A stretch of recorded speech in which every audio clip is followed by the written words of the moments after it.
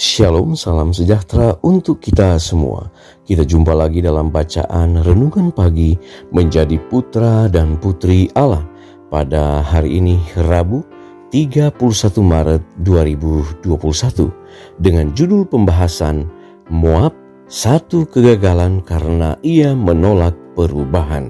Sebelum kita lanjut, mari berdoa.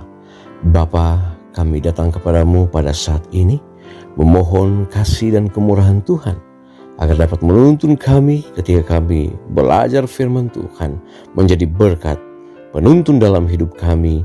Dalam nama Yesus kami sudah berdoa. Amin. Ayat tema kita diambil di dalam Yeremia pasal 48 ayat yang ke-11. Firman Tuhan berkata, Moab hidup aman dari sejak masa mudanya. Dia hidup tenang seperti anggur di atas endapannya. Tidak dituangkan dari tempayan yang satu ke tempayan yang lain. Tidak pernah masuk ke dalam pembuangan. Sebab itu rasanya tetap padanya dan baunya tidak berubah. Saudara-saudaraku yang kekasih, seseorang boleh menolak untuk mendengar nasihat-nasihat dan teguran-teguran Allah. Boleh jadi ia memilih untuk membuat aturan kelakuannya menurut caranya sendiri. Seperti Moab, ia menolak untuk berubah. Ia menolak memperbaiki perangai buruk dari tabiatnya, meskipun Tuhan telah menunjukkan dengan jelas pekerjaannya, hak-hak istimewanya, kesempatannya dan kemajuan yang harus diadakan. Terlalu banyak kesulitan untuk meninggalkan cara-cara hidupnya yang lama dan mengubah ide dan metode-metodenya. Caranya tetap ada padanya, ia melekat pada cacatnya. Ada banyak orang yang tidak merasa puas dengan pekerjaan yang telah Allah berikan kepada mereka. Mereka tidak puas untuk melayani Dia dengan senang di tempat yang telah dipilihnya bagi mereka, atau melakukan tanpa bersungut-sungut pekerjaan yang telah dipercayakannya kepada mereka. Adalah baik bagi kita untuk merasa tidak puas dengan cara kita sendiri melakukan kewajiban, tetapi janganlah kita tidak merasa puas dengan kewajiban itu sendiri, karena dalam pemeliharaannya Allah menaruh di hadapan umat manusia pelayanan yang akan menjadi seperti obat bagi pikiran mereka yang sakit.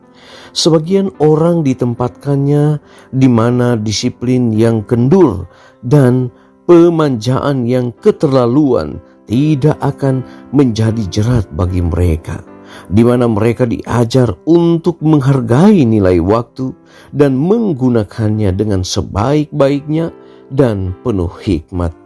Ada juga sebagian orang yang ingin menjadi penguasa, yang memerintah dan yang memerlukan penyucian ketaatan. Mereka adalah orang yang memenuhi syarat untuk mengisi tempat-tempat di mana kemampuan mereka yang didisiplin akan membuat mereka berjasa sebesar-besarnya. Sebagian orang dilatih Allah dengan membawa mereka kepada kekecewaan dan yang tampak seperti kegagalan.